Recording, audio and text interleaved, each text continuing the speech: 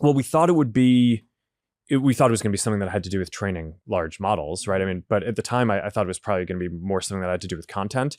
But I don't know. I mean, it's almost just the pattern matching and running the company is there's always another thing, right? So I'm not even sure I had at that time I was so deep and just trying to get the recommendations working for Reels and other content, because I mean that's just such a big unlock for Instagram and Facebook to now being able to show people content that's interesting to them that they're from people that they're not even following.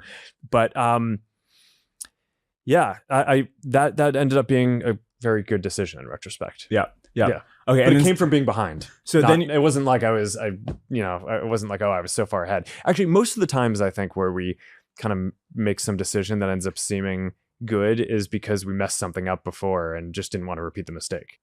This is a total detour, but I actually want to ask about this while we're on this. We'll get back to AI in a second. So you didn't sell for 1 billion, but presumably there's some amount you would have sold for, right? Did you write down in your head, like, I think the actual valuation of Facebook at the time is this, and they're not actually getting the valuation right? Like, they offered you $5 trillion. Of course you would have sold. So how did you think about that choice? Yeah, I don't know. I mean, look, I think some of these things are just personal. I don't know at the time that I was sophisticated enough to do that analysis. But I had all these people around me who were making all these arguments for how like $1 billion was, it's like, here's the revenue that we need to make and here's how big we need to be.